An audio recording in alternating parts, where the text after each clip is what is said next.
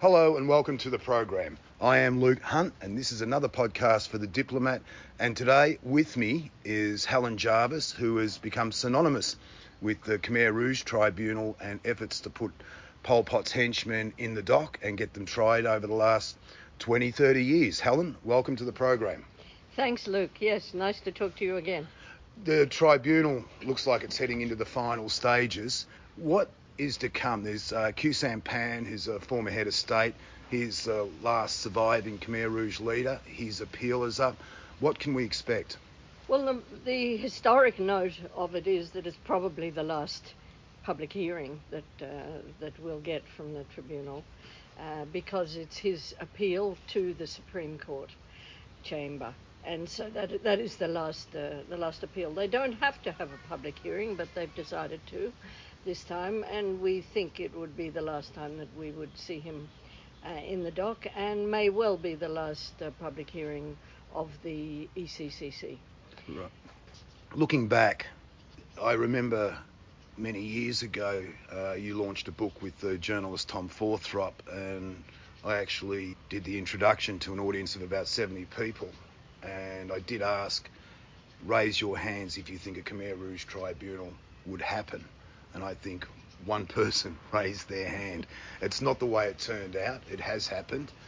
How difficult was it to get this tribunal out there, get the international attention, the UN's attention, and get it off the ground?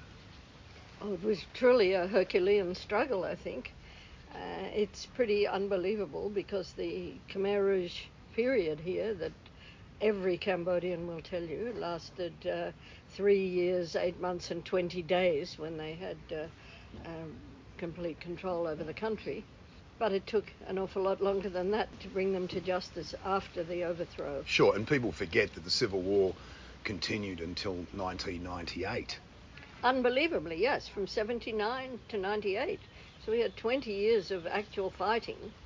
And during that time, the government was seeking justice, and from way back, from 1979, even before the overthrow, they were calling for the establishment of a tribunal along the lines of the Nuremberg Tribunal. That was right. Actually explicit. And in the founding documents of the RNAC, the National Salvation Front, they called for that. Time and again, the Prime Minister wrote to the UN. There were conferences held here in Cambodia of Buddhists, of scholars, of people. There were campaigns around the world, but the geopolitics was very much against it. It was still the Cold War. It was still the Cold War, absolutely. And it was the aftermath of the Vietnam War. Right. And that was not going to be forgotten, that the people who helped liberate the Cambodian people was Vietnam. And so, of course, those who thought they'd lost the war or had lost the war with Vietnam were not going to be supportive of anything to put Vietnam in a good light. And right. I think that weighed very heavily on the efforts to find justice. And of course the Chinese were in there as well. Absolutely, yes. At what point did you think that the tribunal is there, it will happen? When did you think, okay, the people who have been trying to kill the tribunal off won't succeed and it will go ahead? I'm not sure that even to this day I've been supremely confident of that. Right. There have been obstacles thrown, marbles thrown under the feet of the hooves of the horses, as it were, until today, and maybe the last one hasn't come yet. I think at various times, of course, when the General Assembly accepted the letters from the Prime Ministers in 1997 and said there's a case to answer, that was a huge moment. But then from 97 to 2006, that was nearly 10 years spent on negotiating with the UN and establishing the legal judicial foundations for the tribunal, finding the money. That has been a continuing nightmare. And so when they signed the agreement, the Royal Government of Cambodia and the United Nations signed an agreement in the Chatamuk Theatre, a historic theatre where the 1979 trial, which was yet another chapter. Backed by the Vietnamese. Yeah, well, backed by the Vietnamese, run by the government of the day. Mm-hmm. And when they signed that I felt finally, I thought, maybe, okay, we're on the road. But that wasn't the end of it. That was Right. 2003. Right. So it took another 3 years because of the way that the General Assembly decided the financing should come. It should be from voluntary contributions, not out of the UN budget, regular budget. Yep. And so it was a cap in hand begging operation to get it started without a generous contribution from Japan and $1 million from India to the national side. Did we think there was enough funding there? Even then, the Secretary General said, "Oh no, I have to have commitments for 3 years before I will put this into effect." So that was another challenge. So we got it right. Appointments of judges, swearing in 2006, and then, of course, the trial itself started. But at no point would you say that this was firmly in place. There were all sorts of obstacles. Right. I'll just add in that for a quick explanation that we are recording out on the banks of the Mekong River, and that'll help explain some of the background wildlife and noise that you're hearing. The tribunal, it has scored some successes. It secured convictions against Duch, the former commandant of S-21, and Nguyen Chia, who was brother number 2 to Pol Pot. Both have since passed and died behind bars. Khieu Samphan is the last one left, and his appeal is coming up. How important was Khieu Samphan in the organisational structure of the Khmer Rouge and the genocide that happened here? It's an interesting question because he was not at the same level as Nguyen Chia and Pol Pot and some of the others. He was somewhat, some people would say, marginalised or on the periphery, and certainly his defence has mm-hmm. tried to paint that picture. But he was, even though not an office holder of within the party at such rank, he was their public face. Right. In negotiations and around the world, the smiling face of the Khmer Rouge, a very jovial, a very genial character and personality. And so he was trotted out mm-hmm. to defend not only during the regime, but also for decades afterwards. I went to conferences in the 1980s where he was defending what they'd done and saying, oh, well, maybe they hadn't gone far enough or fast enough. So right. He was certainly in there. Yeah, I remember interviewing Khieu Samphan up at his home before he was arrested and charged, so about 20 years ago, and I was struck by how charming he was. He was living in a traditional Khmer house, much like this, listening to orchestral music. He loved the classics. He was drinking red wine, and he was very engaging. And basically, his attitude was that you don't understand. I never understood that because between 1.7 and 2.3 million people were wiped off the planet under their rule, and he did become head of state, and I think he was on the standing committee and the Central Party committee where they wrote and deployed government policy as well. Yes, he indeed. I mean that's why they trotted him out. He was a character with an urbane manner. He had studied in Paris. He had written his PhD on economic matters. Yeah, and indeed, anyone can be sympathetic with the original aims and stated objectives of developing Cambodia, of a more equal society. Yes, but he just harped on that. But for that to be achieved over the dead bodies of 2 million or more is completely unacceptable. So the mm-hmm. the contradiction was indeed striking, I think, compared to the other leaders, Right. who were all a bit more austere or gruff. Indeed. I mean, Nuon Chia, is your absolute gruff, grumpy and always on the offensive. Khieu was exactly the opposite, which is exactly why he was so valuable to them, I think. Right, as was Duik Kangwik Yu, who was the commandant of S-21, where up to 24,000 people were sent to their death. Some people say more. That trial tended to capture the imagination, I think, far greater than the current trials.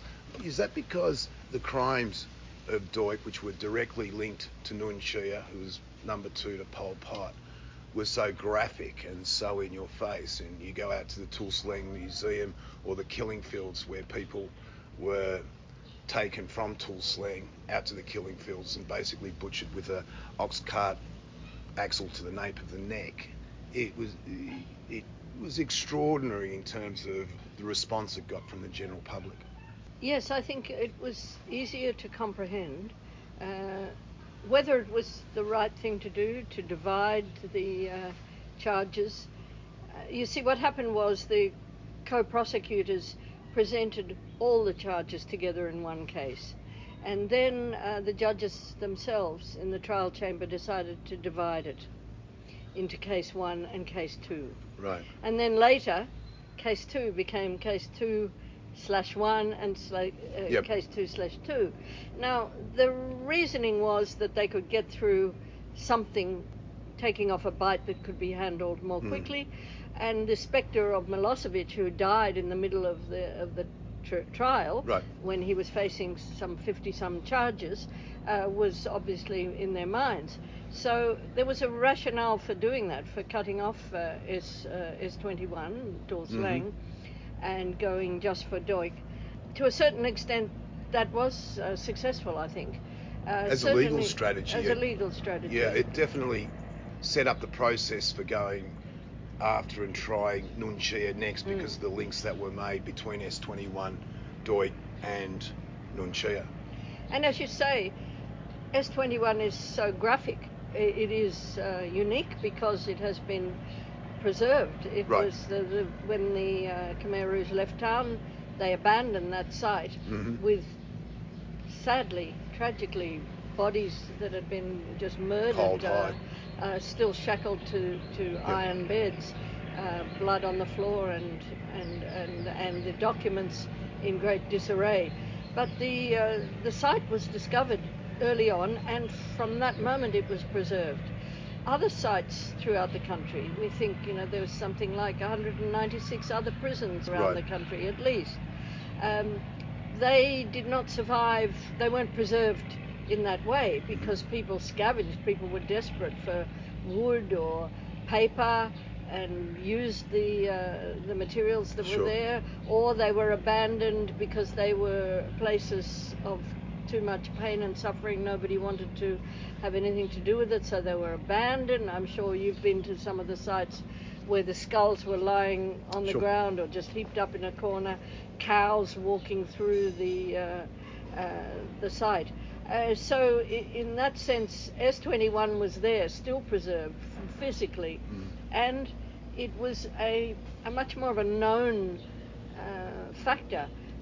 Of course, during the trial, an awful lot came out that people didn't know, details. I was thinking on Lay, actually, where M13, and that in 1972, Duik and the Khmer Rouge hierarchy were already putting into practice the torture methods they would deploy after 1975. They were actually doing that in their so-called liberated areas 3 years earlier. And what happened out at Lay, where people were tied to bamboo poles, their ankles were cut, and as the rising waters came up, they were basically fed to the fish alive. It was just extraordinary and it was going on so early on in the piece, and no one seemed to catch on at that point. Well, interestingly, there's a proposal now being made by Cambodia to the World Heritage Committee to establish what they call a serial nomination for 3 sites. Right. So M13, Yep. Tor Slang and Chung Aik. Okay. Together as a sequence to show the pattern of the security system, the cosmos Yep. of the Khmer Rouge. And one of the current director of Tor Slang is writing his master's thesis, just finishing his master's thesis on M13. So it's a very interesting place. Have you been out there? Yes, I have. I've been out there several times actually, but we went out there 15 years ago. When it came out in court, it was like, okay, pack up the truck, Yeah. get the cameras, and we went out there and we interviewed. There was a couple of people there, one family in particular, and they took us on a tour. We kind of crossed hill and dale rivers, beautiful countryside, Yes. and then you get to the shallow graves that were left behind where the water was and how they were, and I mean it was all overgrown. It was not as stark as, say, Chung Ek, what most people know as the killing fields, but it was certainly an extraordinary sight. And there was a local story there that after the locals began returning following the Vietnamese invasion, that they refused to eat fish because they feared so many people had been fed to the fish by the Khmer Rouge that they wouldn't eat fish for another 10, 15 years. Extraordinary. Well, it's now been secured, and when you went out there, Right. it was it probably wouldn't have lasted much longer. But Right. it's now been secured and is under the management of the Ministry of Culture and Tor Slang. So those pits were where the prisoners were actually held. They were underground Right. prisons. They dug pits, round pits, and had all Yep. the people in with a bamboo roof, partly in order to, as we understand it, so that it wouldn't be spotted from the air, from aircraft from the Khmer Republic Right. flying over at the time, that it just looked like you couldn't see that there were buildings, there were no actual constructions above ground. I guess the cost of the tribunal now, they're still being added up. My suspicion is it's probably around $350 million, which a lot of people were balking at when it was going to be $50 million 20 years ago. I was going to ask you, do you think the costs are justified? I already know the answer to that. But I remember once you telling me that the costs of the tribunal were equal to about one bridge over the Mekong River, and now there's many. Well, what do you say to people who kind of were dismissive of the tribunal because of the costs? We don't hear that argument so much anymore. It's interesting whether, even though the cost has gone up because the time taken has gone on, it is interesting that now you raise it again. I think people have got a bit more used to bridges over the Mekong, I suppose. Right. And there, of course, the international tribunals and mixed tribunals in different countries have come and gone. And been more expensive too, a lot more expensive. Yeah. So certainly, and if you, let alone, something useful, perhaps like a bridge, you just compare it to advertising budgets. What's spent on warfare, on weapons, for heaven's sake. And it still works out. If there was 2 million people, you're looking at who perished here under the Khmer Rouge. God, bloody awful conditions. It works out at an average cost of about $200 a dead person, which Well, is and it sounds a little trite. Even more widely, because of the survivors also suffered. So Indeed, we can't yes. factor that in. It's which is where the whole cost thing becomes a bit of a silly. Yes. Anomaly. I mean, some people say, it's only been 5 people charged, and of course that comes to the question of the length of time it's taken, where we have had 3 of the 5 have died in process. Yes. And 2 of them never got to have even the first. We've got Yang Seri and his wife Ying Tarit. Yeah, they both died. He died first, and then she was removed from excused from the court, she was obviously not mentally Yes, fit. yes, And yes, I yeah. remember seeing her on the first day in court, and she snapped at the judge, and she blamed Nun Shia. She kind of took off on her own, and she was like, Nun Shia did it, Nun Shia did it, which is not exactly what the joint defence wanted to hear in court. And it was obvious she was not right. Yes, yes, yes. But so she went. And then Nguyen Chia, well, he at least got a final judgment on case 2/1, Right. which was on the what people sometimes call evacuation. I think it's the wrong word. Forced expulsion Right. of people from the cities into the countryside and further population movement. And then crimes against humanity and Yeah. genocide So that came with that. he was finally convicted on that. Sure. But on this second case, which is in a sense more serious because it's the forced labour, the security centres, the tortures, the executions, he died before the final judgment Right. on that. So now if there's a final judgment on those charges, instead of 4 people who were originally charged for it, there's 1 still Right. facing. What worries me now is if the Supreme Court is going to take yet another year after this final hearing. If that happens, will he still be alive by the time that happens? He's well into his 80s. I think that's a real tragedy. The 5 that were charged in the initial introductory submission by the co-prosecutors, and the 27 locations around the country that were representative of different types of crimes, I think that really did paint an accurate picture. Of course, it's never complete, but it was a reflection of what happened during the regime. But it's sad if only one person actually is still there for the final judgment. It leads me into my next question, but I'd just like to point out as a historical legal footnote that the 1979 trial, which was widely dismissed by the international community, charged Pol Pot and Yang Seri, who was his foreign minister. Yang Seri was also charged but died before he could go to trial in the current UN-backed court. But just as an interesting footnote, Yang Seri is the only person in history to be charged with genocide twice, which will forever be against his name. Indeed. Well, I think that it's worth touching for a moment on that 1979 trial, because first of all, most people don't know anything about it, never heard of it, and if they have heard, they will have heard it was a show trial. Right. Vietnamese show trial is the way it's already described. And I've done quite a bit of research on it and helped to gather all the documents from the trial together, and they're published in I think, 600-page book by University of Pennsylvania Press.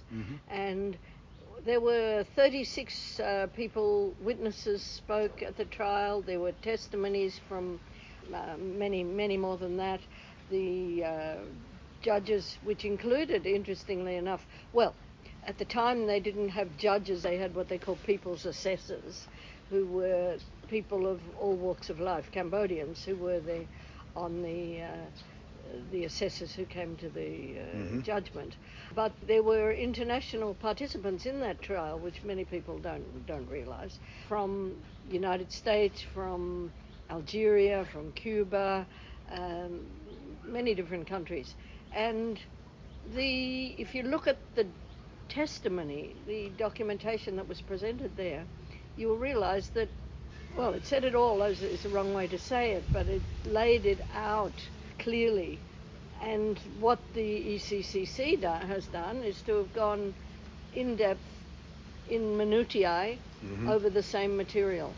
But to be perfectly honest, in my opinion, I think if that trial had been supported a bit better and recognised, then the ECCC would not have been necessary. Sure, but that would never have happened, given the climate of the time. Indeed. 1979, Indeed. Cold War again. Yeah, no, the politics of it were against it, and the procedure.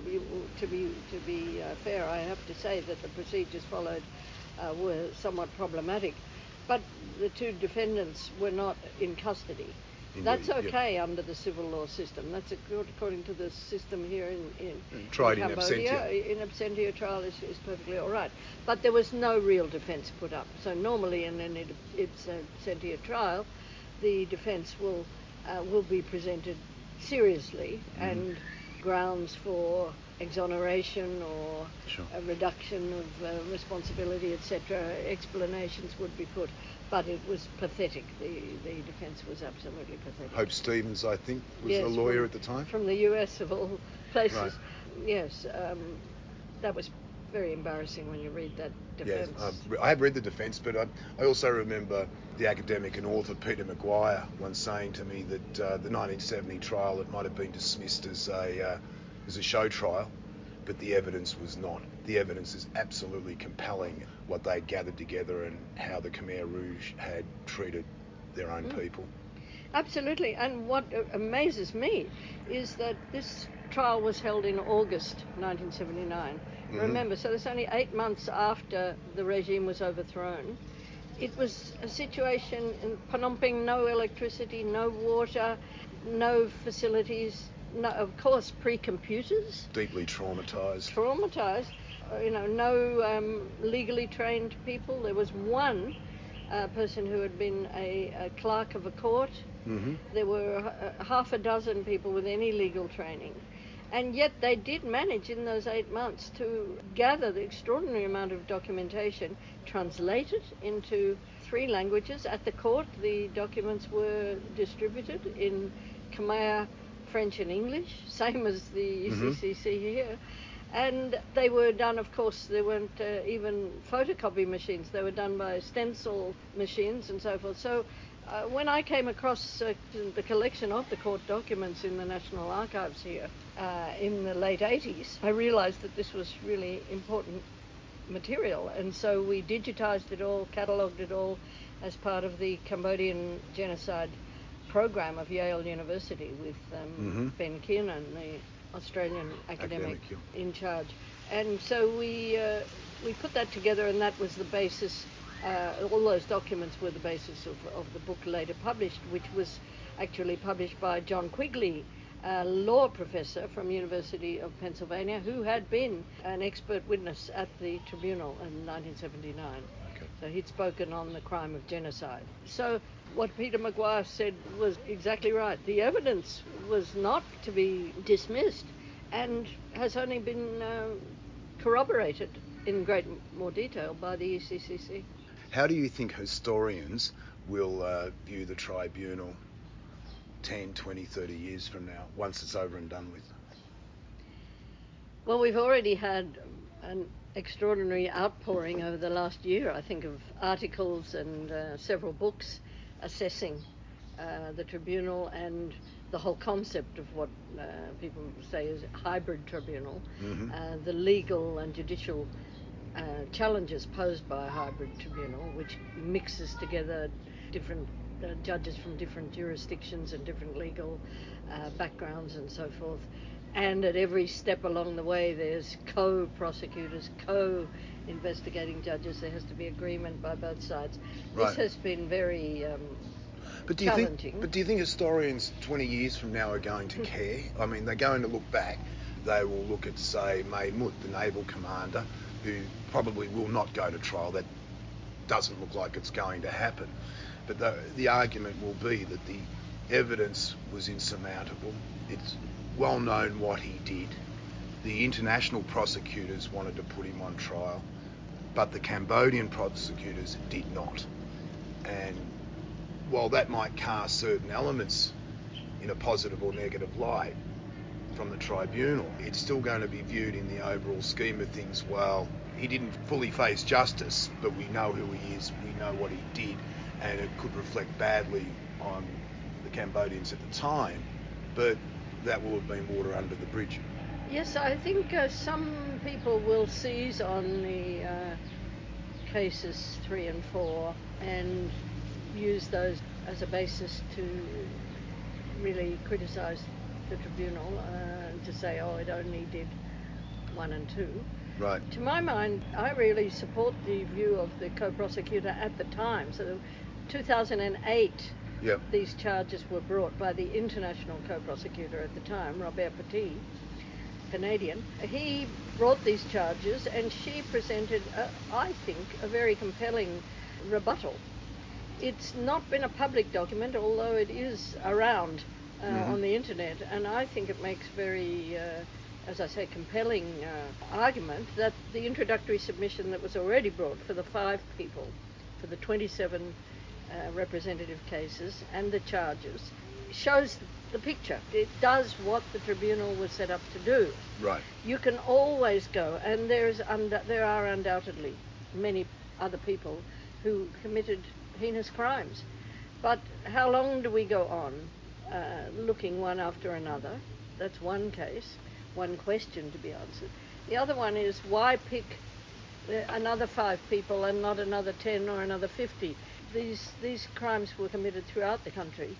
As we said before, 196 prisons around the country. We get into the cases of, well, is it arbitrary to just have these people? So there's that argument, and there's cost argument.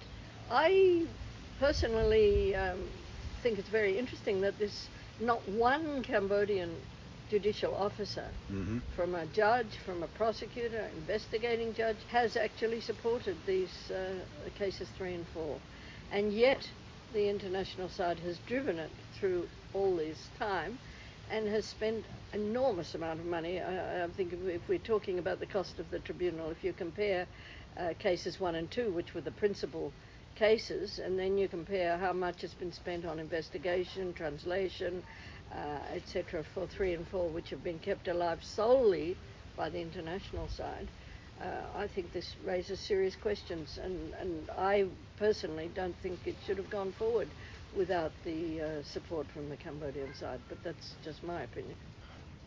And finally, I have to add congratulations, as I understand you've received a Lifetime Achievement Award from the International Association of Genocide Scholars for scholarly excellence in the field of genocide studies. Not too many people study genocide. I mean, it's a pretty out there way to live your life. You're happy with it? Oh, happy is not the right word, but fair call. I'm pleased to have been able to do what I have, not only in the field of scholarship and academia, but of actually working on the tribunal, working in the public affairs and with the victim support, and also working with Tuol Sleng Genocide Museum on all the documentation. So I think I made the right decision when I stayed in 1999. There was work to be done, and here it is, 2021, and still going. So no, it was a great honour, very unexpected, that's for sure. And on that note, Helen, congratulations again, and thank you for your time. Oh, kuntura.